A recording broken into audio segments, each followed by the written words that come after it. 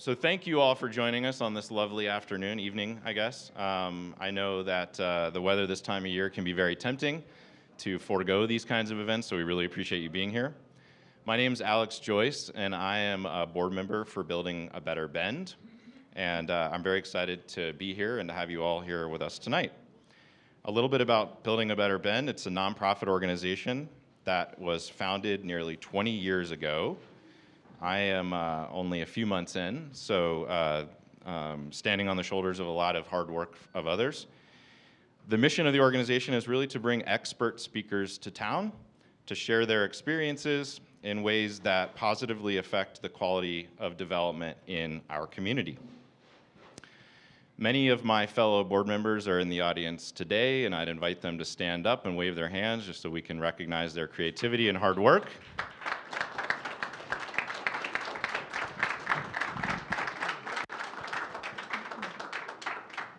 I'd also like to take a moment to ask elected or appointed officials in the audience to stand up so we can give you an applause for being here. Waving of the hand, thank you, thank you. So these lecture series that Building a Better Bend puts on are free, but that wouldn't be possible without the generous support of our sponsors. And when we envisioned this 3-part lecture series that celebrates the 50th anniversary of the state's land use planning system this year, in fact, I think tomorrow from a calendar perspective, so right on the heels of the anniversary, we were fortunate that First Interstate Bank immediately stepped up to be the title sponsor of the series. Their investment in our community is undeniable. I now have the pleasure of introducing Justin Taylor, the Vice President of First Interstate Bank, to say a few words. Justin?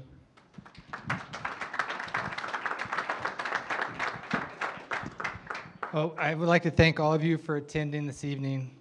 The sacrifice of your personal leisure and time away from your families to participate in this lecture series demonstrates your interest in the vitality of this region.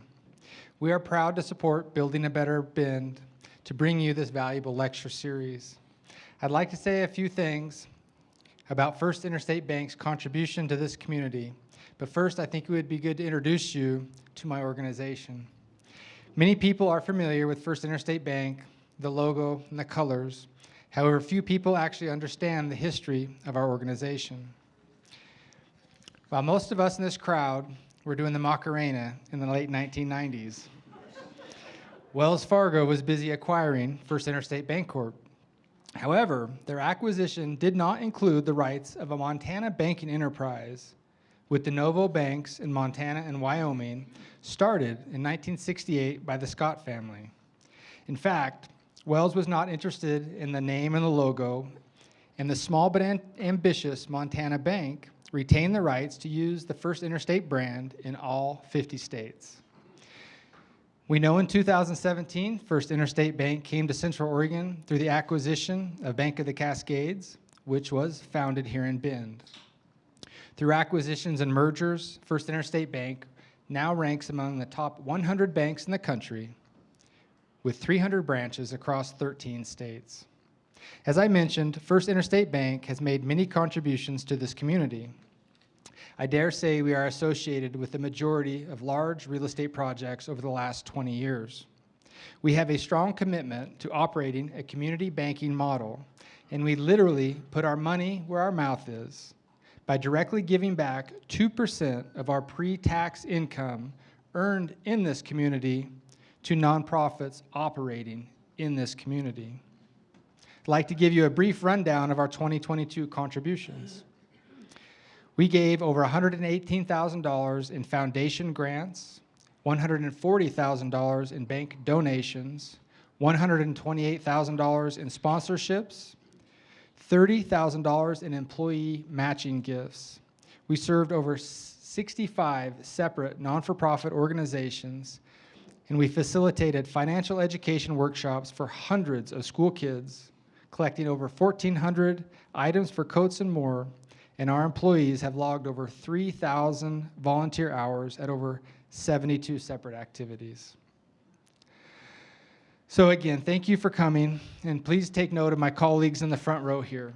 We'd love to talk to you about any questions you have regarding the state of our bank or any financing questions you might have. Thank you.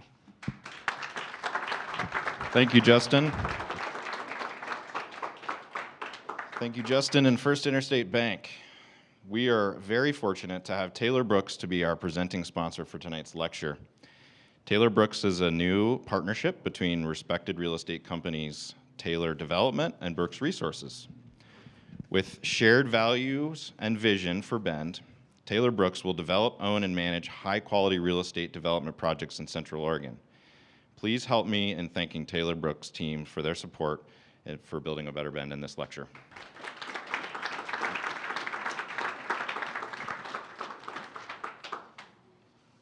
Our supporting sponsors include Central Oregon Land Watch, who for 37 years have served as a land use watchdog to ensure that Oregon's planning laws have been upheld. LRS Architects, a majority woman-owned architecture and interior design firm whose award-winning practice is driven by a passion for good design that goes beyond aesthetics to create vibrant communities and spaces. Miller Lumber, serving Central Oregon's builders and homeowners since 1911. R&H Construction, builders of projects that define the Northwest's identity and push the imagination of what's possible in construction. And Cascadia Partners, near and dear to my heart, a full-service urban planning and real estate, environmental sustainability, and public engagement firm. So additionally, we're delighted to have a very long, almost couldn't fit it on the slide, list of additional sponsors and partners that include Kittleson Associates, CEA Consulting Engineers, Ashley and Vance, Crabtree Architecture and Design, HWA Project, Hand in Hand Productions, SunWest Builders, 10 Over Studios, Kelcon, Palmer Homes, KPFF, COIC, the City of Bend, Bend MPO, and Stacy and Stemic Design and Architecture. Thank you all so much for your support.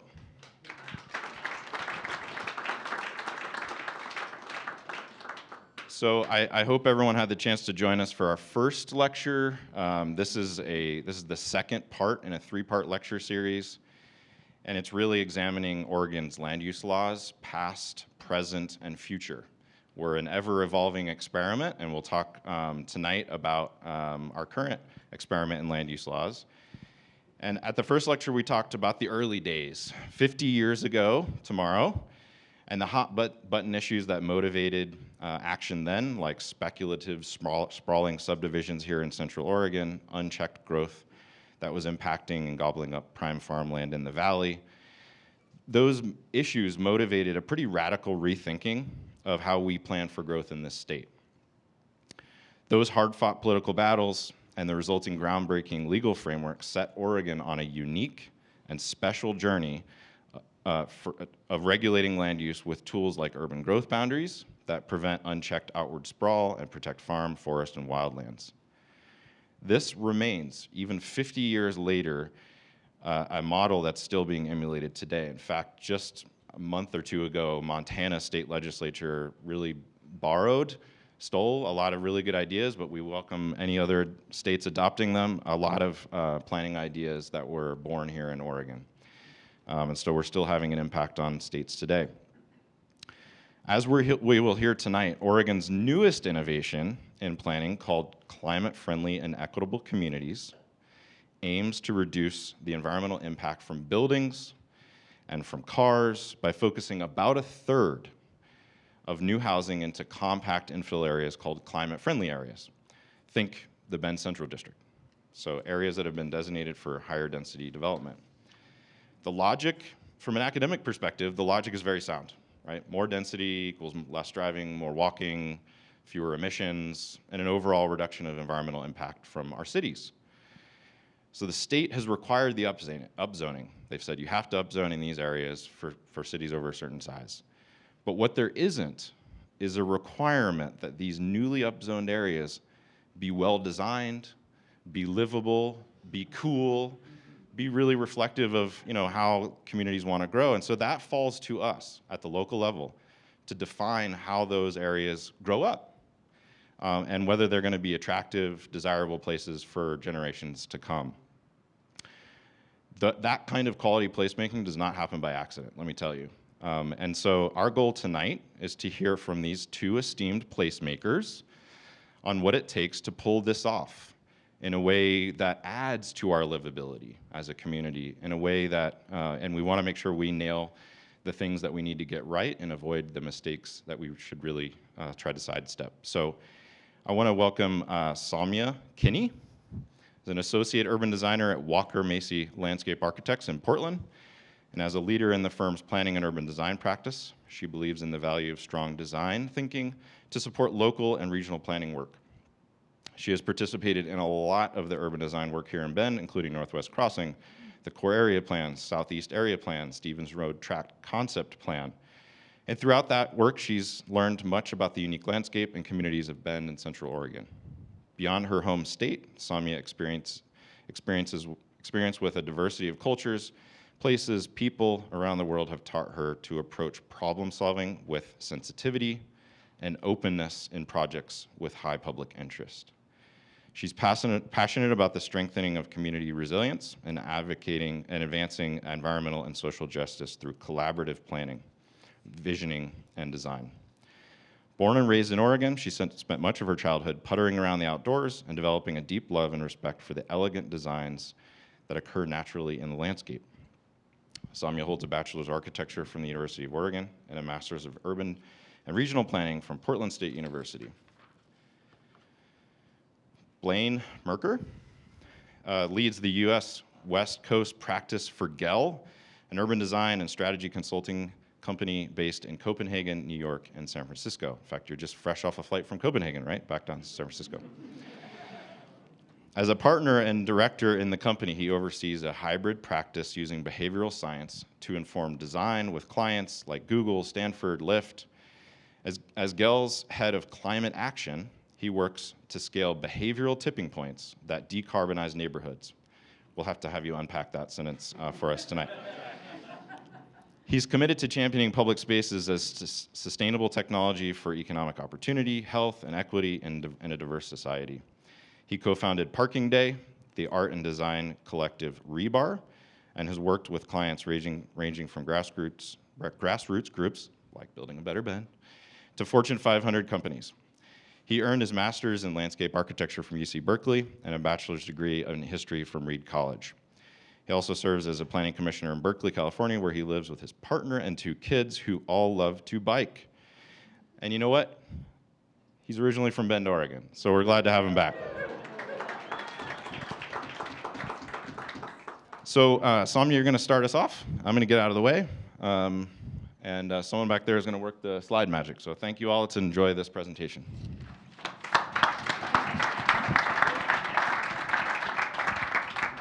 Thank you, Alex, and thanks everyone for being here. It's great to see this many folks in the room when it's so nice outside.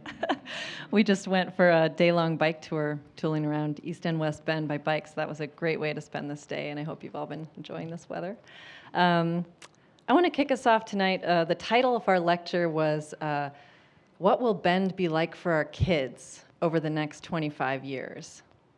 And I want to extend that to 50 years, because last time we heard about the last 50 years, and I think tonight it would be interesting to step back. We're kind of at a point of reflection, maybe a point of inflection, and start to think about what we can do to set ourselves up for success over the next 50 years. So I'll start us off with an overview of these new land use regulations that Alex mentioned, called climate-friendly and equitable communities. And then I'll sort of go through some thought exercises with you all about how that could play out and how we might be able to do it better. And then I'll pass it to Blaine to give us some great and inspiring examples of how other places have done this well in the past. So I want to start by just acknowledging why Bend is a great place to live today. It's this beautiful Central Oregon landscape that everyone comes here for and feels so connected to. And it's part of the identity of the city. It's also part of, I think, people's personal identities. And I can imagine that growing up in Bend, that this landscape, growing up around this landscape would impact who you become. And I can kind of relate to that. Maybe not the same level of majesty in the landscapes that I grew up in suburban Beaverton, Oregon. But, you know, Alex mentioned it, it was in my bio. I spent all of my time outside of our subdivision where there was a protected creek corridor, and I had the opportunity to go play outside pretty much all the time. And that made me into a built environment person, because I understood from a young age that it was really important to protect these places that were so special to me, and also to make better livable places where people could get out and enjoy the great outdoors. So I think what I'm trying to say is what we do in land use and what we do in development really matters for how people grow up and who they become and what they value. So if any of you attended the part 1 of this lecture series, that was a really tough act to follow. It was Bob Liberty and Jeff Mapes talking about the stories from the last 50 years of Oregon's land use history, starting with our landmark land use law, which was passed in 1973. And we are, in fact, exactly 50 years from that point in time. And here we stand in 2023. And as we think about the next 50 years, I want to pull out one more thread from the last 50 years that I think is important. And that is that throughout this period of time, there was a growing concern and awareness around our impacts on the climate, from automobile use, from how we develop our land. And that led to some actions. So in 1991, the state passed the Transportation Planning Rule, which we'll talk more about in a minute. And that was the first attempt to kind of get cities to integrate transportation planning and land use planning in a way that would reduce overall driving behavior, because we understood at that time that that was going to be a big challenge moving forward. And that was contentious at the time. Not everybody was on board with the idea that we could reduce driving and move away from car use. And it's still contentious today. And then coming to the early 2000s and mid-2000s, the state starts to set specific greenhouse gas reduction targets. And that includes targets around reduction of transportation emissions specifically, which are about 38%, I believe, of our carbon emissions as a state. So we set these targets, and then we come to about 2018, and we're taking stock of how we're doing with our goals, and we're way off track. So we needed to be 60%, we're 60% off track at this point. And so there's a major sense of urgency around, okay, what do we need to do to reconfigure our systems to make sure that we can, in fact, meet our 2050 goals and not be facing a major climate crisis? So that led to a 2020 executive order from Governor Brown, which directed all the state agencies to implement policies that would get us there faster. And for land use and transportation, that meant the passage of the Climate-Friendly and Equitable Communities Rules, which are also referred to in shorthand as CFEC. So if I accidentally say that, that's what I'm talking about. It's the Climate-Friendly and Equitable Communities Rules. It's a bit of a mouthful. But the goal with these rules was really to fine-tune our land use and transportation systems so that we could reduce emissions from transportation. That's a pretty dry way of describing why these rules were passed. So I want to just acknowledge that the true sense of urgency behind this is the future of our kids. And in order to have a livable future for our kids in 50 years, it is now that we have to take action to make that happen. What we do between now, the next 5 years, the next 10 years, is really critical. So there was a sense of urgency behind these rules, and they're pretty complex, but they're important. And we know the impacts today, and Bend sees them in a very visceral sense. We see more megafires in the state of Oregon than we have in living memory. So these are the challenges that we're up against, and this is what the rules are aiming to address. And I think the vision of these rules is really a bold vision that's at the scale of the problem that we're facing. And that vision is to meet our greenhouse gas reduction targets while at the same time creating wonderful and healthy and just places to live, making our cities really healthy and livable. And there's a key piece of this, which is acknowledging that past investments in transportation and land use have led to inequitable outcomes. And so we have a duty to examine how our future investments are going to repair that. So it's a big and bold vision. And how that gets done is that the state has mandated cities around Oregon to make specific changes to their planning, zoning, and development regulations and start to use more equitable and resilient urban design strategies. And I'll walk you through some of what that might mean. So firstly, the rules apply in the 8 metropolitan areas in the state of Oregon, and cities of different sizes will have to meet different requirements. The city of Bend, being over 100,000 people, will have to meet certain requirements, which I will be explaining to you this evening. So when we talk about these rules, it's important to note that the state passed them in 2022. They have been in the kind of amendment process through this month. Like there was an amendment released this month. So this has been adopted and it's in place, but it's still also in progress. And part of what's in progress is that the individual cities are in the stage where they're responding to what the state has mandated. So the city of Bend is, I'm sure, in a lot of conversations right now around how to actually respond to this and meet these rules. But what we do know is that these are the primary components of what cities will have to do. So there's two key pieces. One is transportation related, and the other is around land use and development. On the transportation side, the overall goal is to reduce driving. And in order to reduce driving, we have to provide meaningful alternatives for people to not use their cars. So that means investing in completing our bicycle and pedestrian networks and connecting destinations so that kids can bike to school or walk to the grocery store. So the transportation side is really focused on updating transportation system plans so that we're investing in stuff that's going to get us toward that goal. On the land use and development side, there's some very interesting and sweeping changes. And the one that I'm going to spend the most time on is the climate-friendly areas, which Alex mentioned. But the goal within the land use and development side of these rules is to complete more, or to create more complete and walkable neighborhoods. And the climate-friendly areas are a key component of this. What these are is areas of cities that are 25 acres or more that the cities will have to designate. And these are intended to either already contain or be planned to contain a mix of uses. And one really big element of them is that they have to be zoned to accommodate 30% of the city's existing and projected housing need.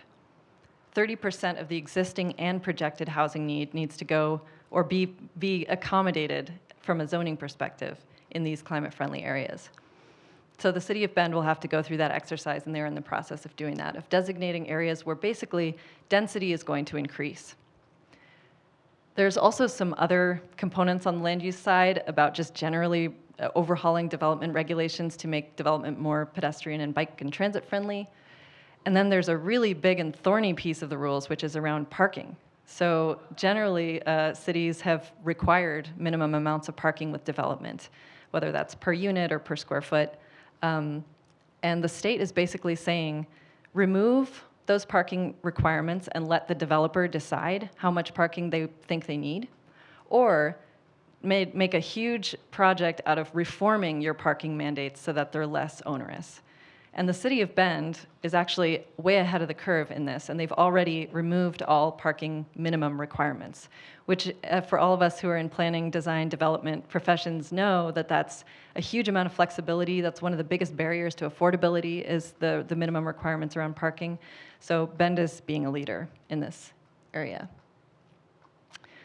And then there's a really important overlay to all of this, which is that the planning needs to be equitable and the planning needs to be integrated. So if we're essentially talking about upzoning portions of our city and creating more development capacity, we have to be aware that there could be displacement impacts from that. And so there are requirements in the rules that talk about how cities should make a plan to engage with the communities who may be most impacted by this type of work, and also to make sure that their voices are heard in decision-making processes. And then there's a whole bunch of anti-displacement work that cities are going to do around making sure that affordable housing is integrated as part of this effort. And of course, transportation has to inform land use has to inform transportation. In order for people to drive less, we have to have complete neighborhoods. In order to have complete neighborhoods, people have to be driving less. I want to pause here and just acknowledge that the topic of growth in the city of Bend is a somewhat contentious one, or it's a focus of a lot of attention. And there are a lot of concerns, and they're realistic concerns around growth, that people see impacts like traffic and safety and displacement and affordability. And those concerns are real, and growth is going to happen. Growth is going to happen. It's not going to stop. And so our job is to look at these challenges and understand how we can adapt growth, bring growth in a way that addresses these concerns. The other thing is that the community of Bend has some really amazing ideas and aspirations about how growth could actually create a better Bend. This is all information from the Envision Bend process. So shout out to Steve Ames, who is leading that process. Thank you for sharing the results of that with me. I had a really good time reading through all of the ideas that the community has around growth. And it was really interesting to me in particular to see that the youth in Bend who were engaged in this process had some different priorities than their elders. And what stood out to me was that youth were generally more interested in better transportation options. Like Bend Redmond Light Rail was an idea that had some traction amongst the under 30s, which I was like, okay. And then the urban trails system was also a priority. And then there was a strong focus on equity and affordability and anti-displacement.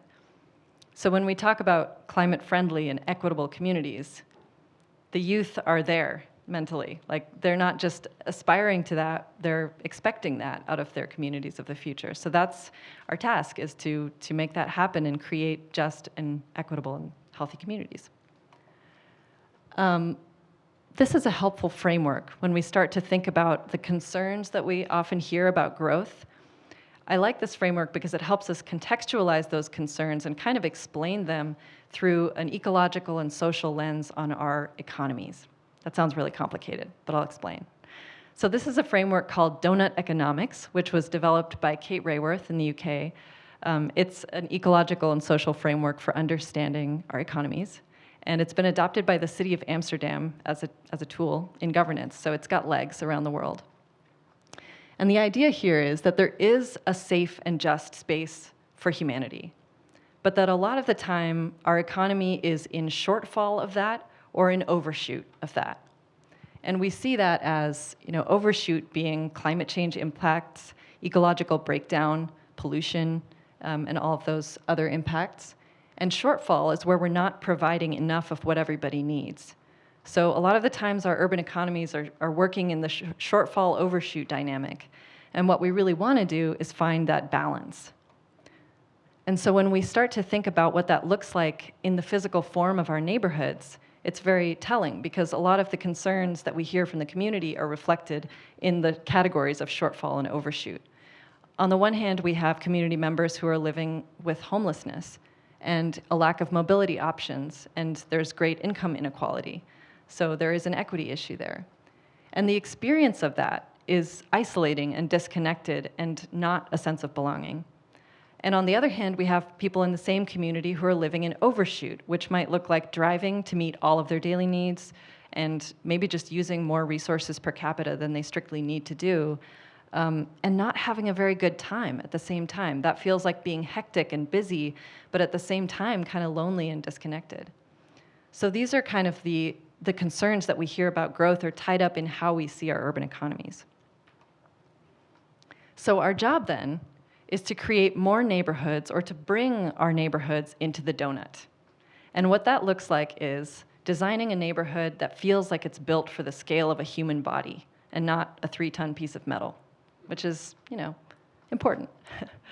In a complete neighborhood, you have just enough options to meet your daily needs within 15 minutes or less. You have the opportunity to know your neighbors through casual, informal interactions and share stuff if you need to. And it means that you feel more of a sense of connection, a sense of belonging, and it's more place-based. And the city of Bend has places like this already. The downtown, areas of Northwest Crossing, the Box Factory area, there are these kind of nodes of completeness within the city of Bend today that everyone loves and really enjoys. And the only problem is there's not enough of them, and they're not distributed evenly across the city. So we may even have a situation where people are driving to go to the complete neighborhood where they can have the nice experience of being in the complete neighborhood. So the job then is to spread this out, spread the love, and build more of this across the city. And again, the city of Bend has some traction here and is a little bit ahead of the curve, because in 2016, the city went through a UGB remand process where there was a real deep examination of how the city could meet their growth needs within the existing urban growth boundary before expanding outward. And through that process, there were 9 opportunity areas that were identified. Oh, good. We still have visuals. There were 9 opportunity areas that were identified as places that could have more of a mix of uses, had more opportunity for infill, and could create more of that completeness. And I believe these are also under study as potentially our climate-friendly areas in Bend as well. So the city is going through that process now. And what I wanted to do next is think a little bit about the climate-friendly areas. What could those look like? What does that mean? We know it means complete neighborhood. We know it means walkability. But what's actually allowed in a climate-friendly area of the future? So I made a couple of little visualizations to maybe mostly help myself think through what a climate-friendly area could allow, but hopefully these are helpful. So let's start with a typical mixed-use development project that you might see in the city of Bend today. It's maybe a 6-story apartment building with a little bit of commercial space in the ground floor, surface parking, which is cheaper to build and provides 1 parking space per unit. That's no longer required, but I would assume that that's still something that developers might want to provide for certain types of development, just assuming that people will bring their cars. So that's a pretty typical development type. You might get some usable open space that's, typically at the edges or the corners, like a plaza or something like that. And this type of project would be allowed in a climate-friendly area. We could see climate-friendly areas develop with primarily this type of development. However, what the climate-friendly area does is it adds a little bit more flexibility. So for example, you can have taller buildings in a climate-friendly area, up to 85 feet. So okay, you could take your 6-story building and make it a 7 or 8-story building, and because there's no parking requirement, you could have the same amount of parking and have less than 1 space per unit. So that's allowable. In this case, if you're building more than a ½ acre of surface parking, you would have to provide some mitigating benefits like additional tree canopy or solar somewhere in the project. And all multifamily development, as well as mixed use, has to provide some electrical vehicle charging infrastructure. So there's some parking goodies built in there as well. And again, because there's no parking requirement, you could go even more dense. You could start to enclose the block with apartments and tuck your parking in the back. I think it's interesting to note in this case, we're maybe building out some flexibility for future infill, because we're building parking into the center of the block. And we talked about neighborhoods in the donut. This is a different kind of donut, and it's not a very pleasant one. This is what's called the Texas donut. It's a development type that I don't really think anyone would propose in Bend, but I wanted to just draw it to see, like, yeah, that would be allowed, technically. If you wanted to build that in a climate-friendly area, that would be allowed. Have a parking garage, wrap it with units, go up to 8 stories. And I probably don't need to tell you that this is sort of a cautionary tale type example, that to say that the climate-friendly areas don't require good development. They just give us flexibility to be more creative. So the Texas donut. I think folks in Bend might look at that and think that's what I don't want Bend to grow into. So let's flip the script a little bit and think about how this new flexibility could allow us to do some different stuff. So here's an example of a much lower density project that would also be allowed in a climate-friendly area. There's a minimum density requirement for 25 dwelling units per acre for cities like Bend that are over 100,000 people. So you could do some townhomes or even small lot single family as long as you're meeting that minimum density. You could do low or mid-rise buildings or flats. And if you wanted to provide less parking per unit, you could then start to take the center of the block and use that for social space where people can get to know their neighbors or have a cup of coffee. You could also do something more urban. Again, if surface parking or parking in general is not required, you could build mid-rise buildings and still achieve similar amounts of density as the project that I showed in the beginning, which is the typical project. So you could have 4 or 5-story buildings with nice interior courtyards and a through-block connection that functions like a nice walkable street. And I want to also note climate-friendly areas talk about pedestrian connectivity through projects too. So there's requirements about minimum block lengths that are in there. And then taking it to another extreme, since we went to the Texas donut, what if we took this heart of the block that's maybe the most delicious part of the donut and we actually give that to people? So this would be something that would be possible in a climate-friendly area. Maybe buildings edge the street, and the center creates microclimate and refuge and a place to have shade in the summer and sun in the winter. So those are all some examples of what a climate-friendly area could allow. As you can tell, it's very flexible, and really all that it's doing is reducing the requirements for parking or removing the requirements for parking and giving us space for additional height. And what we do with it beyond that is kind of up to us. And I want to touch on one last thought before I pass it to Blaine, which is that the rules don't really talk about the messy business of infill. Because infill is a very place-based thing, and it doesn't happen just at the project scale, it happens at the neighborhood scale. So maybe what it is that we can do as a community of people who care about Bend is to think about things at the neighborhood scale so that infill can happen in a way that supports the vision that we have for our neighborhoods. And I want to just point out a couple of thoughts that I had about, how could this go well, or how could it maybe go not so well? And I think there's a couple of ways it could go. One is if you just sort of assume that the typical development project infills into an area like this over time. And the other is if you start with a vision and start with what you want to achieve in 50 years, and then try to let infill development support that vision. So this is kind of a typical illustration of an opportunity area in Bend. You've got big streets, maybe, parking lots, existing low-rise development, topography, a few vacant sites. So it's kind of a messy and place-based thing. And if you take that and just kind of plop down a bunch of typical development projects, that's one way to do it. Infill could happen over time. There might still be a lot of surface parking. You would get a lot more housing in this area that wasn't there before. But I think there's a couple of pitfalls that we might want to be aware of, which is, what's the sense of place that we're creating when we're thinking about infill over time? Is there a risk of maybe some homogeneity or lack of flexibility? Are we creating a situation where the open spaces are at the edges and there's no heart or sense of cohesion? Like, I think about if I was living in the 5th floor of an apartment building on the arterial street and I need to go 6 blocks to the grocery store, is it a pleasant experience for me? Am I enticed to walk from my apartment 6 blocks to the grocery store? Or is it easier and safer for me to get in my car and go do that errand? So I think those are some of the pitfalls. And I'm not suggesting that this is exactly what would happen. I just kind of wanted to play it out in one way. And then if you play it out in the other way, where you start with the intention of what you want to achieve, then maybe there's an opportunity to start with the identity of the neighborhood, start with the placemaking, start with what kind of place you want to make, and then think about how development can support that vision over time.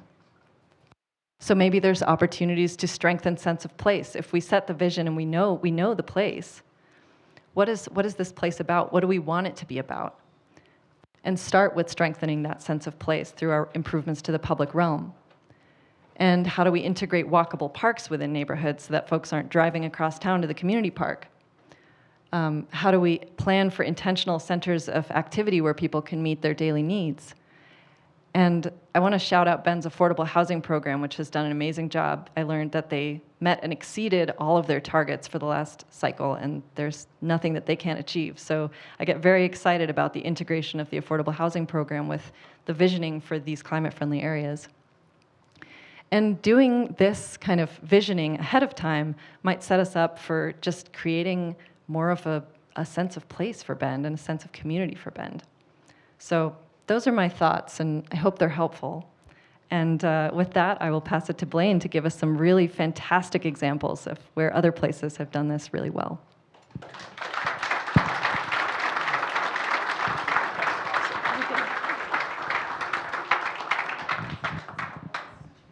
Wow, that was so cool and such a great contextualizing and setup and kind of teeing up the imaginative part of this, which is what is really great, right? As you said, there's nothing in these new rules that says how it's going to get done. You're going to decide how it gets done.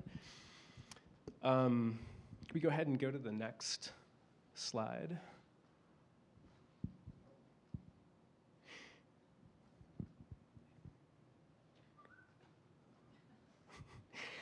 Well, thanks. Oh yeah, I've got this thing now. All right. My name's Blaine Merker. I work for a company called Gehl. It's kind of a funny name because it's Danish. We study everyday behavior and lived experience. And using that data that we gather and the stories that come from it, we try to design places for people. We've worked in about 400, more than 400 cities around the world. And part of what working in a lot of different cities has helped us do is see patterns, which hopefully I'll share a few with you tonight, that have worked other places. And we just try to steal them and offer them to other places, because a lot of them have to really do with kind of universal things about the way people live. But our offices are based in 3 places, in Copenhagen, New York, and San Francisco. I joined the company in 2014 to start the US office in San Francisco.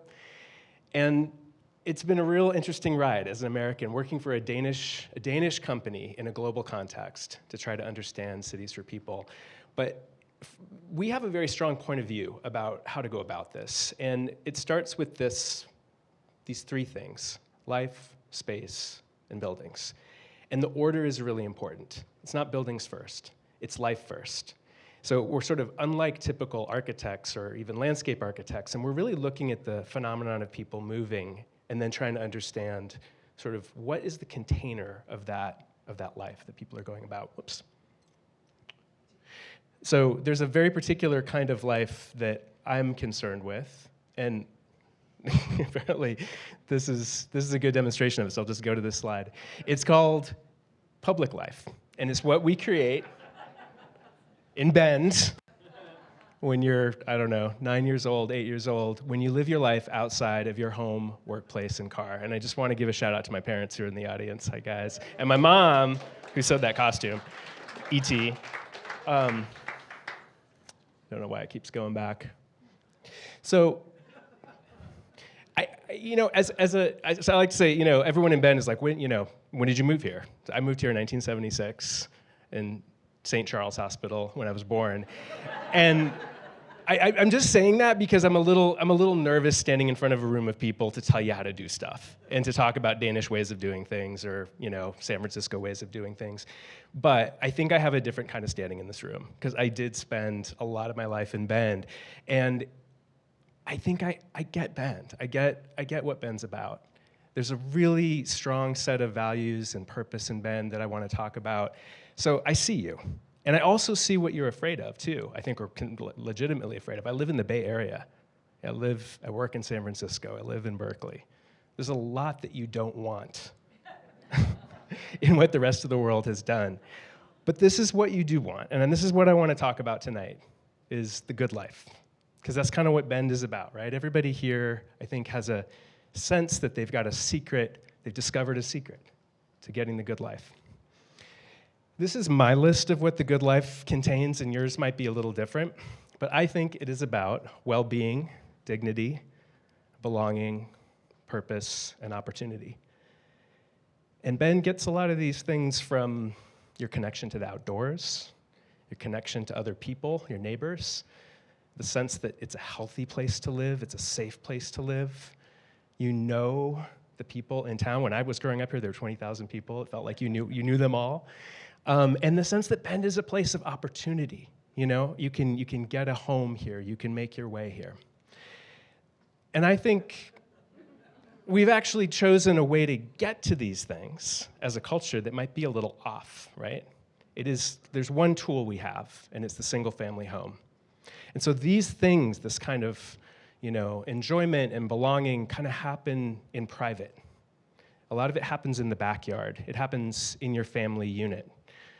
And that kind of worked well for a while. And then we started discovering the geometric limits of that solution, right? We had all these single-family homes that spread out, and then you had to drive to everything, and then you were alone in your car, and that really sucked. And then we spent, technology kind of isolated us. We didn't feel like we belonged anymore. And then, the big one, right? That this dream, we don't have enough space for this dream. We just don't. It's a geometric problem. There's not enough resources to go around. We're the generation hitting the ecological limits. So Saumya introduced, we need to be in the donut. And my argument tonight is that I think there's a solution in the donut, as Saumya alluded to, and it's about thinking in the human scale. What do we really need? What are the neighborhoods we really need to be happy and to live the good life? And I think that there is a solution to getting the good life that has a different geometric path. And it actually might deliver the good life even better than the one you have. It might be really good. So let's talk for a second. Just want to take a quick detour about the human scale, because this is kind of like our bread and butter is looking at this stuff. So the human being is a very, I think, kind of typical animal no matter where you are in the world. Like, we see the world from about 5 or 6 feet up. We walk at about 3 kilometers per hour. We experience the world through our 5 or 6 senses. And humans kind of do the same things no matter where we are, right? Wherever we work, we see people are walking in the shade, walking in the sun when it's cold. They're sitting in the shade when it's hot. We're seeing the world through our eyes, which are physiologically similar no matter who we are. They're looking at the world at about 72-degree cone of vision pointed slightly downwards. And what that means is that the bottom 1 or 2 stories of the building that you walk around is the most important. And retailers know this, right? This is why they put all the good stuff out where you're going to stop and like walk on Wall Street or Bond Street. That's like the experience. On the other hand, there's some like neuroscience about this, that we need about 1,000 stimuli per hour to stay engaged, to feel stimulated but not bored. So I need to keep saying something new for you about every 4 seconds to keep you entertained, hopefully. But there's an urban dimension to this, right? Which is the street. When you walk down it at 3 miles per hour, it's a new storefront every 4 seconds, about every 25 feet. And that's a really comfortable street. Those are streets we want to be on. So at Gehl, we're always trying to understand why we as designers cannot get this right? User experience is always correct. That's our motto, okay? But there's a structural reason why this is the case, that we get this wrong, right? It's because this is how we design cities. We've got silos. We've got the public works. We got the, alcohol commission regulating where you can serve the drink. You got the planning regulating what the building is like. That's not how we experience space. All of us as human animals with those senses, with these eyes, we experience it as a unified field. So to understand the kind of city we want to live in, we should start with this experience. And that's what we do in our practice. So we look and we observe. We always start by gathering a lot of data. So we look at how many people are moving, not people in cars only, people walking, people biking, and how many people are staying. That's even more interesting. What are the people choosing to spend time doing? What are their activities? Are there more men here or women here? What does that tell us about the safety that people perceive of the space? Are there any children? We also look at the quality of the space. So this is, don't try to read everything on here, but it's a sort of a hierarchy of needs, right? You have to have protection and safety and accessibility in a space, and then you can build comfort. And without the comfort, no one will stay. Without the protection, no one will come. And only then can you get to the good stuff, the enjoyment, the art, the aesthetics. Often we try to start here in city building before we've really achieved these things. And we see the results in our data when we look at cities. We see the number of people moving versus the number of people staying. We call that the stickiness factor. And the place on the left, 700 people moving per hour, 18 staying. Place on the right, 700 people moving per hour, 258 staying. Much stickier. It's not about the old architecture. It's about that hierarchy of needs being met. It's about the comfort of the space. So I'm going to show a lot of pictures next because I can't help myself. I like to show a lot of examples. And a lot of them are rooted in our work coming from Denmark, working for over 40 years in a Scandinavian Nordic context, because I think that context has a lot to tell us in Bend. And people think, oh, the Scandinavians, they just have it figured out. It's like super livable. Copenhagen's the most livable city in the world. Great. They're just different. They actually were on the path that we were on as a car-choked city in the 1950s and 60s. And they chose a different path, and they had to unwind the whole thing. They did it measuring how people moved and slowly, very slowly, pedestrianizing and changing the parking, removing parking requirements. So today, the same street, that's the same street in the last picture, sees 80,000 people a day hanging out. That's about a fifth of the city. The electeds, like to say that we would never have done that if we hadn't had the data to do it. So I'm just kind of giving you a sense of, first, the scale. That took 60 plus years, and the intention, measuring, testing, refining. So with that context, what I want to do next is to just kind of give you some thoughts about what moves Bend might make for this kind of good life. And it's really just borrowing and stealing stuff from other places. So I'll kind of run through these kind of quick, lots of pictures. The first is to create an all ages, all seasons active mobility network. What does that look like? It starts with walking. Walking is probably the most equitable form of transportation. Walking or rolling, almost everybody can move under their own locomotion. It is also the one that allows all people, kids and elders, to participate. About 25% of the people that could move under their own, on their own don't have a car. And so this is like the fundamental thing about addressing equity, is making things walkable. It's also fun. So building a culture of walking. The next culture to build is a culture of biking. Biking is just another kind of walking. It's another kind of being a pedestrian. It's just faster, but you still experience the world in that sort of pedestrian way. I want to show this, actually, this is about both walking and biking. Look at the way that in Copenhagen, the kind of red carpet is rolled out for the pedestrian as it goes across the cross street. If you want people to walk, you have to make it just delicious and fun to walk. And you signal to the drivers not to, to slow down. So in terms of biking, it's really interesting. I spent a lot of time in Copenhagen, I just came back, and I like to photograph people biking around because they're so different than we look. None of them is wearing a helmet. They're wearing their work clothes. They're wearing heels. They're talking. They're riding side by side with each other. Again, it's like being a pedestrian. They're just kind of social about it. And so when I take my kids there and spend, summer with them in Copenhagen, it's this great family experience. I also get to keep them from arguing with each other because I can see it in front in the bike. So there's a few things structurally about what makes this work. One is that there's always a consistent kind of design of the biking system. You have the fast stuff, the traffic out there. You've got some protection, usually parking protection, and then you've got the medium kind of human speed of the bike, and then trees and sidewalk for the slow and kind of more vulnerable users. It's really always the same, wherever you are in the city, and it all connects. So just remember, there's sort of 4 C's that we talk about this: comfortable, connected, convenient, and complete. Biking doesn't scale. If you get 20% of the network, you don't get 20% people adopting it. It's a tipping point. It's that behavioral tipping point. It's got to be as complete to get across town as your car would be, and then people start adopting it.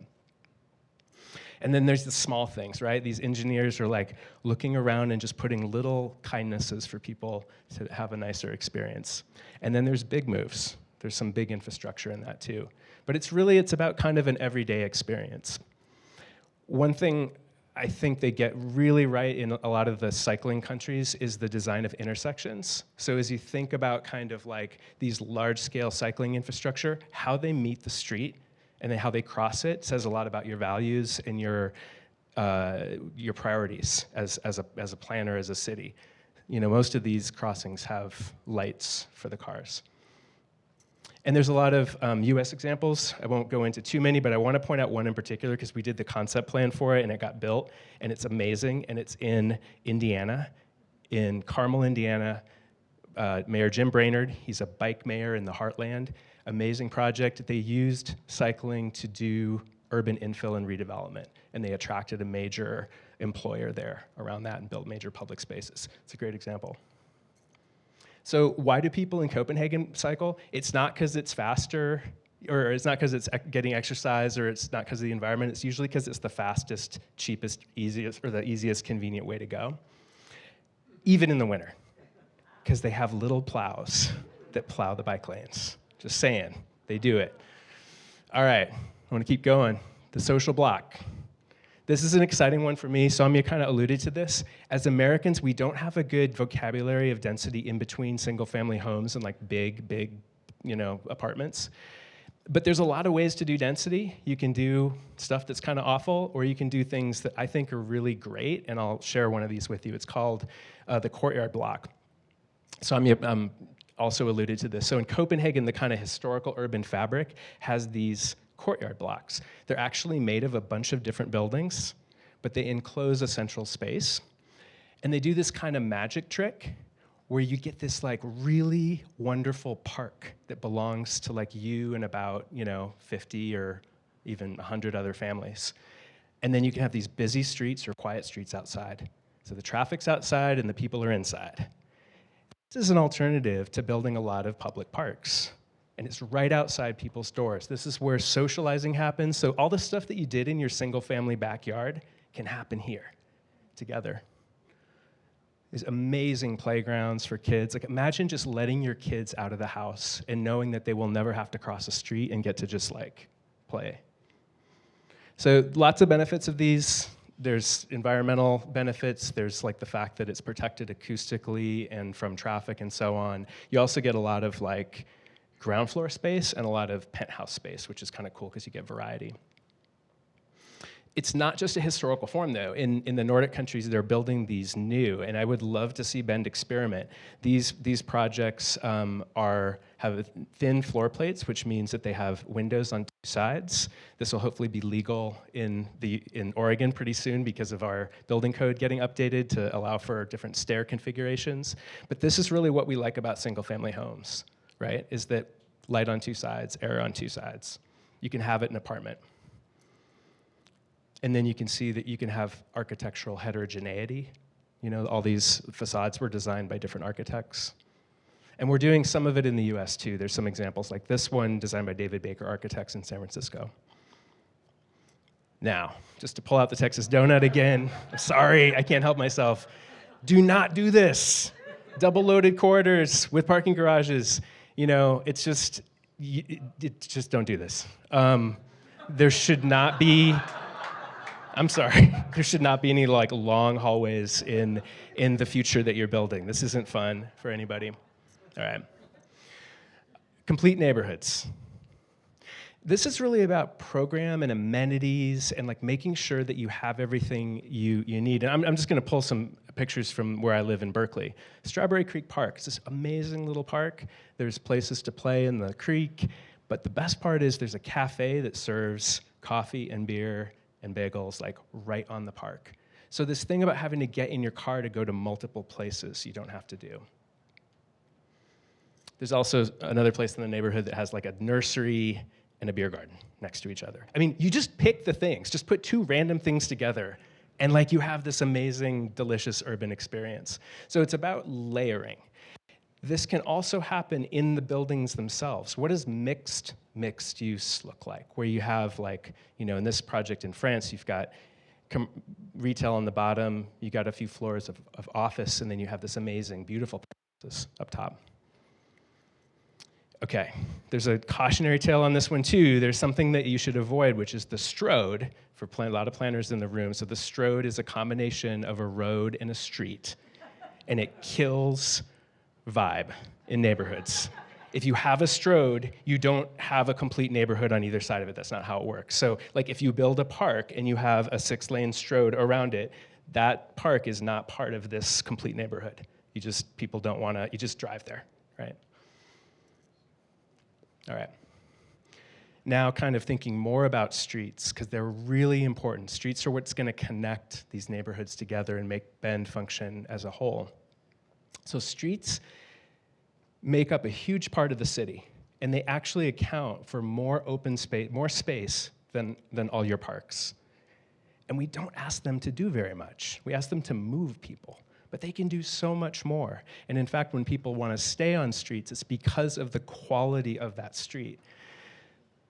This is in New Orleans. What's great about this as a walking street is the buildings are right up on the street, and the buildings have life coming out of them.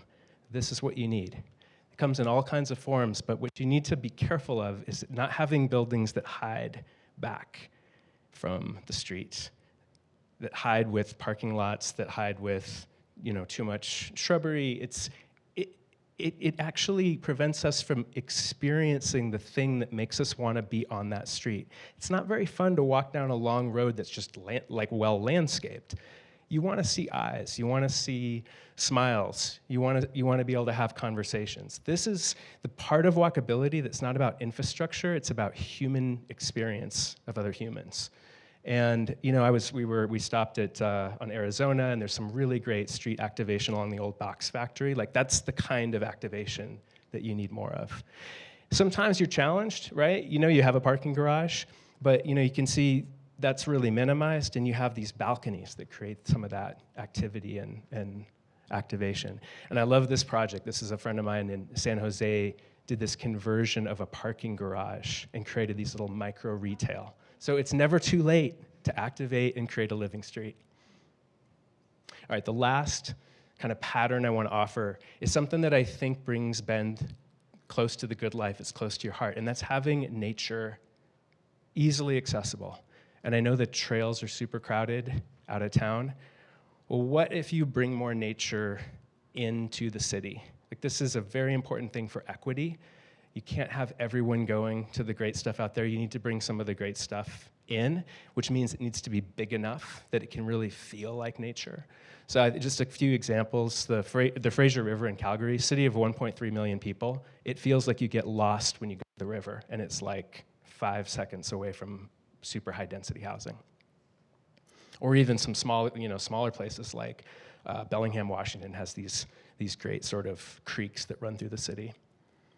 And then Zurich, Switzerland, which is one of my favorite places, it does a great job of putting like beautiful high-density housing and quality transit, and you can kind of like turn a corner and you're in a forest. So I'm just kind of offering, what are the options for Bend? You have great parks, I know you can build them, but like, how can that really be immersive? And just this last example, of course, is Golden Gate Park, really different, context, but they set that large swath of nature aside when the city was 160,000 people. And, that's not too far away from where you are. And that is a huge equity provider. Like, so much density has access to that nature. So I'm gonna wrap up. I know I've shared a lot of stuff, and I just wanna kind of end by saying that you're betting on a new kind of good life that hopefully feels even more like Bend. You need to change to become more like who you are. I want to end with a thought about equity on this, because this chart, which is a little hard to see, shows the price premium for walkable neighborhoods in different metros. We are not making enough of these neighborhoods to go around, and that means only people with means can live in them, and that's not fair. So what we need to be doing is building a lot more climate-friendly neighborhoods so that we can spread that around equitably. And I think kind of for Bend, Bend was on the cover of this magazine as a best town for the outdoors. It's really leaning into this new identity as a city.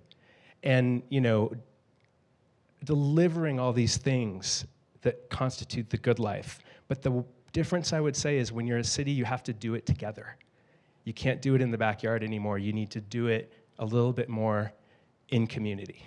And I think that's what some of these changes will bring about. So thanks so much for listening.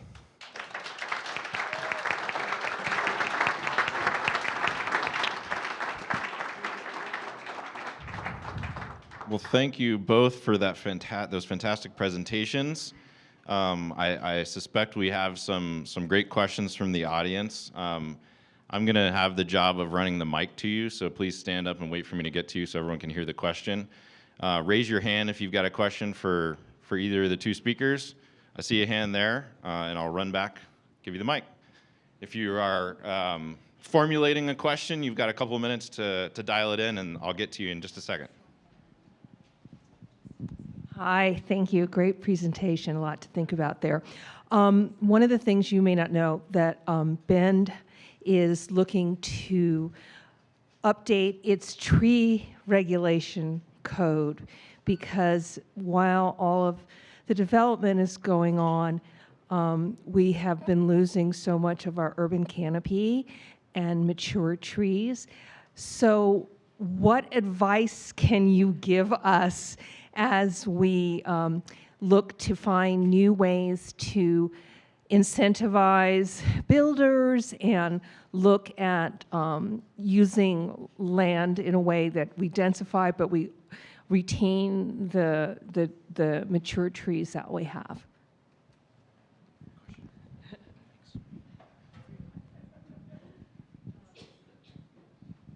That's a really good question. And in my work on projects in Bend that are at the planning level, my experience has been that there is a real ethos around trying to find inventory, where are the big pines, where are the big junipers, and even to the level of like significant landscape features like basalt, and trying to find ways to incorporate that within development.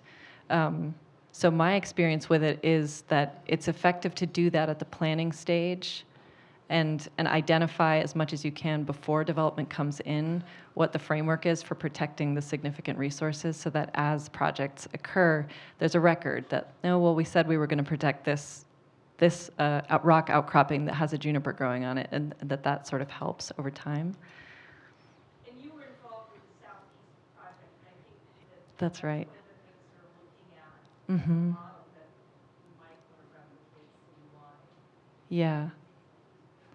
Related to that question, there's when you look at a development site, there's always a competition for the things that you're required to place on that site and the things that you'd like to do, right? And the building portion of the site is not required. It's sort of the bonus part once you accommodate the parking, the stormwater management, the whatever. And I think some of these graphics spoke to the flexibility that you begin to have once you begin to eliminate some of those requirements, like a minimum amount of off-street parking, right? So in the competition for space on a lot, by removing some of those barriers, you free up the opportunity to accommodate trees and fit them into the program more easily. Definitely. Yes. Yeah. Great. Any other questions? All right, we've got a couple of hands here. I'm going to go back here, and I'll come right back up to this cluster. Thank you. Your title of your lecture is What's Going to Be Like in the Next 25 Years. I'm just wondering, has anyone in Bend, have they ever done a survey to ask people probably from the age 35, 40 to 70, has Bend improved in the last 25 years? Has it gotten better or worse? Have they ever done a survey like that? That's a good question, too. I know that the Envision Bend process asked a lot of questions about like people's perceptions of Bend, but I don't think that they asked the retrospective question.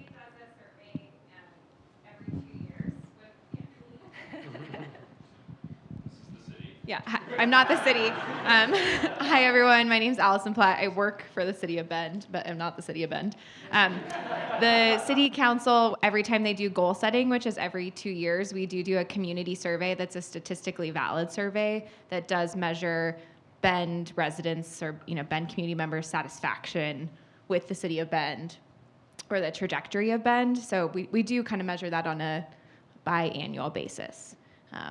It usually goes up, but the last 2 years it went down. Yeah, tough times. Yeah. Okay, I see there's a cluster of hands up here. I'm going to try and hit this density of hands here. Start with you.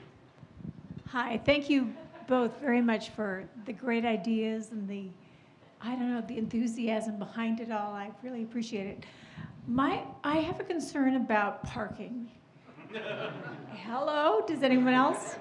And while I know that Americans have cars, frequently 2 cars to a household. And when we're building high-density areas without allotments for parking, it gives me a concern because suddenly the streets are lined with cars and there's no place to park and people get cranky about it. And just to add to that, when we do provide parking lots, we don't provide solar over those parking lots. So we have acres of asphalt with without any benefits. So I have a big concern about parking and how we can make that practical for Americans who drive cars. What do you have to say about that? I can start off real quick and This is a topic that's never come up before. I don't never, think. ever. No, first time I've been asked about parking. No. I think just a couple of things that you mentioned are actually in the rules, so I'll touch on those. The one thing to point out, I think, is that the new rules do not exclude parking. And the only difference now is that developers can choose how much parking they think they're going to need. And I think, there's a pretty rigorous process that goes on behind the scenes with development projects where they do studies of demographics and traffic analysis and try to figure out, like, okay, we probably need about this many spaces per unit. So that will likely continue as a standard practice. And then the other thing you mentioned was, like, if we're going to build parking, we should at least build it with mitigation and benefits, and that's 100% in alignment with the rules. So new surface parking lots will be required to do some stuff like that, whether it's solar on top of the parking or just somewhere else in the project, but definitely tree canopy shading parking lots. There's also some requirements around making sure the driveways of parking lots feel like walkable, like pedestrian connections as well. So there's sort of tidbits around improving the design of parking. In regards to there not being enough parking and people still using cars, that's really the biggest challenge that we have, right? Is that we know we need to stop, but we're built into a corner, and it's this chicken and egg where we know we need to stop the driving, we need to reduce the driving behaviors, but as long as our cities are built for driving, it's going to keep happening. So that's that fine line that I think we're kind of at that point now where, hopefully we have an opportunity to be a bit more visionary and create places where people can actually live without a car and actually will live without a car because they are delightful and enticing. So I don't know, Blaine, you have thoughts to add? Yeah, and I've had a feeling this question would come up. And I think that, it's important to keep in mind that not everyone is going to give up their car, and not everyone is going to do it at the same time. It's going to be a process, and I think it's about managing a transition to a different reality. There needs to be speed and scale around building all that infrastructure to make an alternative possible. That's super urgent because the partial infrastructure means that very few people, it's only the ones wearing Lycra and the armor are gonna do it. But every person who can switch out of driving, whether that's driving less or not owning a car, means that's one less trip on the road that the remaining drivers experience less traffic and less stress on parking. So it's not like we all have to do it all at once, actually, which is kind of relieving because we're not. But we do need to sort of work through the people who are more likely to do it, and then less likely and less likely and less likely. And I think that's a process that's going to unfold over time. A question, Blaine, with the apartments with the courtyards that you see in Copenhagen. What are the economics of that with a developer? Obviously, it's going to be the performer will work much better if that park is filled in with units. Have you seen? Did they incentivize that? And have you seen that in other cities, specifically in Bend? We have a Parks and Recreation District that the fees for us to build are very high, so we give them money to create these beautiful parks we have. Have you ever seen a situation where the developer is incentivized to create the park there by not paying a parks district or the city? That's a great developer question. Yeah, it's honestly, I'm not sure about the economics of it. I mean, the floor area ratio is about the same as our projects in the U.S. We just tend to put parking on that space instead of open space. A lot of the newer projects I showed have parking underneath. But I think I don't have the answer exactly about how that mechanism works, but I do think if you think of that interior courtyard being a privately delivered public space, and as long as there's some good rules around how that works, a lot of those courtyards are publicly accessible, with some they close at night, then I think it would be reasonable to rethink the funding mechanisms and to change the economics, because the benefits of having like an open space equitably available for anyone who happens to live in an apartment and doesn't have a backyard, those benefits really are, outweigh maybe some of the drawbacks of not paying that into another fund to go use that open space somewhere else. One more question over here, and then I'm going to see if this side of the room has any questions. Thank you so much for your presentations. It's always great to see that all the time, those kinds of ideas. You both have mentioned that this is not done alone. You have to do it as a community. Now, this is a very engaged group. They obviously came out to see this, but what can you say to this group to help them encourage other people, and how do we get involved? We certainly can figure that you can check it out, find out in the city, but I'd like to hear both of you kind of cheerlead it for us again. Thank you. I can start with that. It's a really great question. And I do think these cities that have changed very purposefully did it because there was a strong vision that was shared by a lot of people. And so obviously it's events like this are super important, but 99% of the town is not going to come out to this. So to me, the best engagement is firsthand experience of the thing you're trying to make more of. And so that's about, could you figure out how to build the absolute best bikeway across town, one of them, and then start organizing rides for kids and families on that.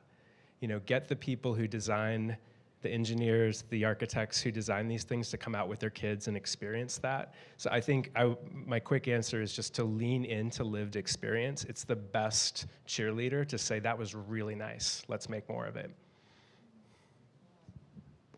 I think the only thing I have to add is that my sense is that the Bend community has a really positive kind of outlook on life generally, and that people are willing to engage in these kinds of questions and problems. And I'll go back to the Envision Bend thing again and again, but it was just really impressive for me to read that and see that, I live in Portland, and I think Portland's in some difficult times right now, and sometimes there's an atmosphere of kind of defeat where I don't think, I was talking to my friend who lives in Bend last night, and she said, it feels like everyone who lives in Bend really wants to be here.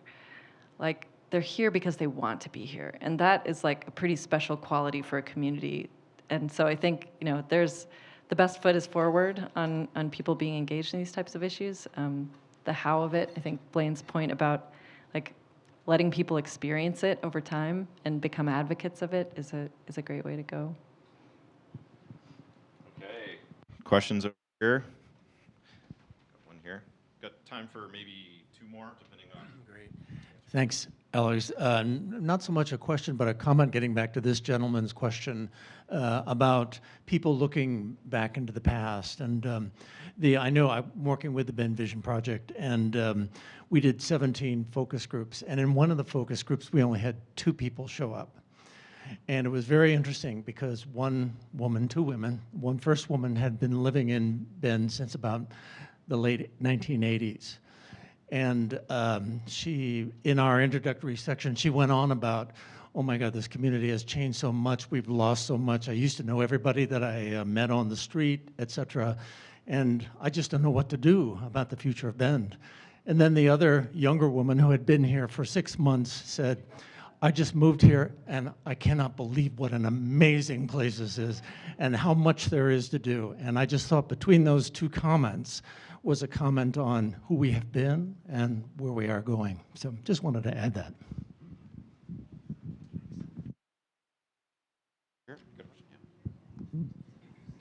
Yeah, I have a question based on municipal transportation. Ben's in this interesting spot. We're at 100,000 people, and so we're trying to be more climate friendly and in figuring out our parking. At the same time, we're trying to figure out our public transportation. So Ben, typically you had some great photos of the small plows that were taking care of the bike lanes. We really don't have that in Central Oregon. We've identified some bike lanes, but not to the extent that you're showing in Copenhagen and these other places. So my question is as Bend evolves and becomes a bigger city, the public side of it and the public transportation, can you add some commentary on what we should be thinking about, and as that we lower our parking requirements, less people driving, what we should be working with our city on as far as that goes. Well, I'll take one quick one, which is you need to count people moving the way you want them to move. So, and everybody counts traffic, but you need to be equally, or the city, and I'm sure the city does, do pedestrian and bike counts. But I think just having that understanding of like where your numbers are at now, and trying small interventions to see what changes the numbers, and having long-term targets that you can track over time. So in cities that I see that are very serious about advancing bicycle and pedestrian movement, they have a lot of data on it, and you can't manage what you don't measure. Another question, farthest possible point from me. There you go. Thanks, Alex. I have a question, but I want to put it into context first. You talked about the state developing and adopting the rules, and I serve as the vice chair of the Land Conservation and Development Commission that developed and adopted the rules. And I live in Bend. I represent the 18 counties in eastern Oregon. I heard from a lot of people about the rules as we were developing them, and I didn't just vote for them. I served as the liaison to the largest rulemaking advisory committee in the state's history to address how do we address climate through the lens of equity. And moved here in 2005. I'll just admit, yes, I drove my truck here tonight. I didn't drive my plug-in car because my wife's driving it. We raised our boys here. As we went through the process of developing and adopting the rules, the comments I heard, very, very strong support from, and I'm just going to give an example of the Bend and Summit High School environmental clubs and many other organizations. And some of the strongest opposition and concerns were from the Bend neighborhood organizations and many others. Very valid concerns. Everybody loves Bend. Everybody wants Bend to solve all the problems while keeping it the exact same. So how do we bridge that divide as we go forward? And I just want to say, what an extraordinary presentation. And this is exactly the conversation that needs to happen across the state and the questions that need to be asked. So thank you very much. So how do we change while staying exactly the same, I think is the summary. Yeah, man, that's so hard. It's so hard, and honestly, some of the conversations are really exhausting because change is hard, and I think my overarching strategy maybe is to, I think, create a narrative like we just shared tonight that Saumya put really well, which is that change is coming. It's going to happen. Change is going to happen on the planet. Change is going to happen. Our children and their children will live in a very different world than we do. And sometimes I think that the opposition to having neighborhoods change is a little bit to do with the world feels like it's changing too much. And if we can recenter on an idea of change is here, it's happening, let's guide it together. It's a better frame to start than do you want change in your neighborhood? Because that's not the question. So we probably have time for one more question.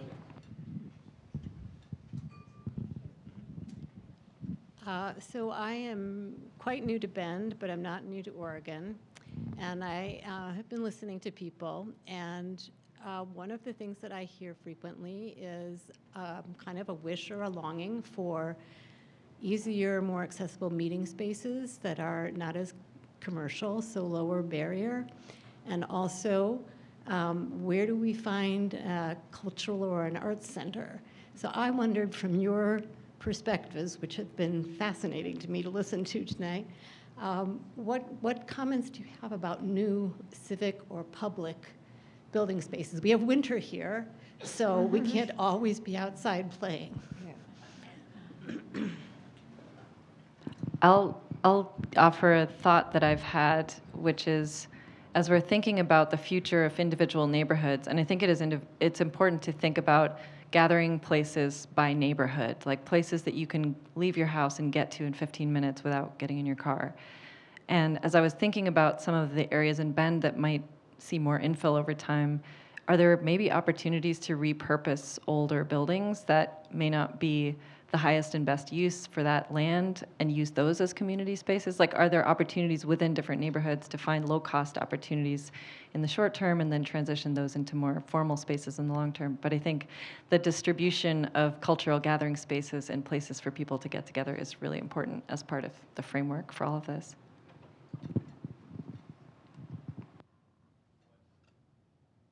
One small add is I love this idea of small neighborhood gathering spaces, because it, being able to walk to one of those places creates neighborhood life. And think about the ways that those spaces can activate other public spaces. Those should be integrated with the bike infrastructure and integrated with the public space infrastructure, because those can, in the wintertime go inside, and in the summertime it can be both. So we're reaching the end of our program, but not the end of this conversation. We're hoping that this is, the beginning of many conversations like this that allow us together to shape the future of our community in ways that add to all of the reasons why we've all either been moved here when we were born or have, more recently moved here. And so we hope this kicks off, a really fruitful set of conversations and, more importantly, actions that can shape our future in a more climate-friendly and equitable way. So I want to just give it up for Saumya and Blaine.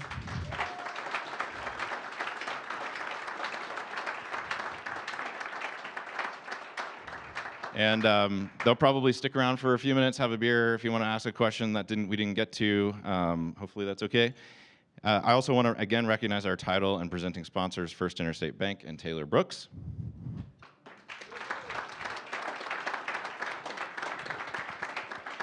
And we have been dragged into the 21st century kicking and screaming, and this has been filmed, and it will be on our website in perpetuity, so you can revisit it again and again and again.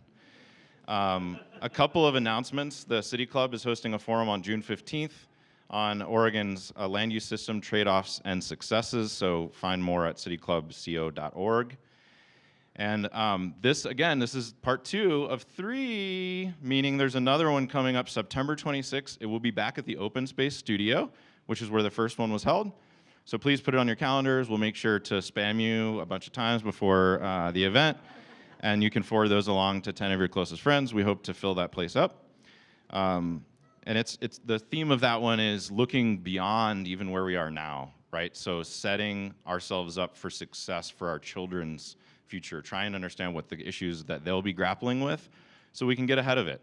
And so some thoughtful speakers about the future and what we should be anticipating further down the line. So thank you again. A round of applause for all of you and all the BBB hard work. Have a wonderful night.